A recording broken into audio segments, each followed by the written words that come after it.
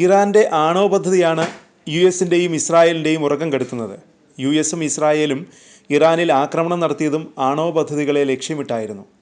എന്നാൽ ഈ ആക്രമണങ്ങൾക്ക് ഇറാൻ്റെ ആണവ കേന്ദ്രങ്ങളെ പൂർണ്ണമായും നശിപ്പിക്കാൻ കഴിഞ്ഞിട്ടില്ലെന്നും റിപ്പോർട്ടുകൾ വന്നു. ആക്രമണത്തെ തുടർന്ന് ഇറാൻ യുഎസ് ആണവ ചർച്ചകൾ പ്രതിസന്ധിയിലായിരുന്നു. ചർച്ചകൾ തുടർന്നാലും ആണവ പദ്ധതിയുമായി മുന്നോട്ടു പോകുമെന്നാണ് ഇപ്പോൾ ഇറാൻ്റെ നിലപാട്. യുറേനിയം സമ്പുഷ്ടീകരണ പദ്ധതി ഉപേക്ഷിക്കില്ലെന്ന് ഇറാൻ വിദേശകാര്യമന്ത്രി അബ്ബാസ് അരാങ്ചി വ്യക്തമാക്കിയിരിക്കുന്നു. വലിയ നാശനഷ്ടങ്ങളുണ്ടായി. തുടർന്ന് ആണവ സമ്പുഷ്ടീകരണ പദ്ധതി ഇപ്പോൾ നിർത്തിവച്ചിരിക്കുന്നു. എന്നാൽ രാജ്യത്തിൻ്റെ അഭിമാന പദ്ധതിയായതിനാൽ ആണവ സമ്പുഷ്ടീകരണം തുടരും, അരാങ്ചി ഫോക്സ് ന്യൂസിനോട് പറഞ്ഞു. ഇറാൻ യുഎസുമായി ചർച്ചകൾക്ക് തയ്യാറാണെന്നും അരാങ്ചി പറഞ്ഞു.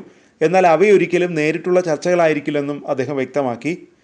ഇരു രാജ്യങ്ങൾക്കും പ്രയോജനകരമായ ഒരു പരിഹാരമാണ് യുഎസ് ആഗ്രഹിക്കുന്നതെങ്കിൽ ഞങ്ങൾ തയ്യാറാണ്.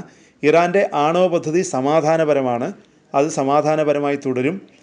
ഇറാൻ ഒരിക്കലും ആണവായുധങ്ങൾക്കായി പോകില്ലെന്ന് തെളിയിക്കാൻ ആവശ്യമായ ഏത് നടപടിക്കും തയ്യാറാണ്. പകരമായി അവർ ഉപരോധം നീക്കുമെന്നാണ് പ്രതീക്ഷിക്കുന്നതെന്നും ഇറാൻ്റെ വിദേശകാര്യമന്ത്രി വ്യക്തമാക്കി. ഇറാൻ യുഎസ് ആണവ ചർച്ചകളെ ലോകമേറെ പ്രതീക്ഷയോടെയാണ് കണ്ടത്.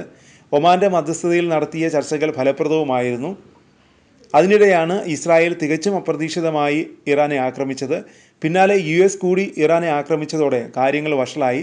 ഇറാനെ ആക്രമിക്കാനുള്ള യുഎസിൻ്റെ തീരുമാനം വൻ അബദ്ധമായാണ് വിലയിരുത്തുന്നത്. അതേ അഭിപ്രായം പ്രകടിപ്പിച്ചിരിക്കുകയാണ് യുഎസിൻ്റെ മുൻ ദേശീയ സുരക്ഷാ ഉപദേഷ്ടാവും. ഇറാൻ്റെ ആണവ കേന്ദ്രങ്ങൾ ആക്രമിക്കാനുള്ള ട്രംപ് ഭരണകൂടത്തിൻ്റെ തീരുമാനം അനാവശ്യവും വിപരീത ഫലം ഉളവാക്കുന്നതുമാണെന്നാണ് യുഎസ് മുൻ ദേശീയ സുരക്ഷാ ഉപദേഷ്ടാവ് ജെയ്ക്ക് സളിവൻ പറഞ്ഞത്. പ്രത്യേകിച്ച് ഇറാൻ ഒരു ദീർഘകാല നയതന്ത്ര കരാർ അംഗീകരിക്കാൻ തയ്യാറായ സമയത്തുണ്ടായ ആക്രമണം അബദ്ധമായി പോയി എന്ന് തന്നെയാണ് ജെയ്ക്ക് സളിവൻ അഭിപ്രായപ്പെട്ടത്. ആസ്പൻ സെക്യൂരിറ്റി ഫോറത്തിൽ സംസാരിക്കുമ്പോഴായിരുന്നു ജെയ്ക്ക് സളിവൻ ഈ അഭിപ്രായം പ്രകടിപ്പിച്ചത്. ട്രംപ് ഭരണകൂടത്തിന് സൈനിക നടപടി പൂർണ്ണമായും ഒഴിവാക്കാമായിരുന്നുവെന്ന് അദ്ദേഹം പറഞ്ഞു.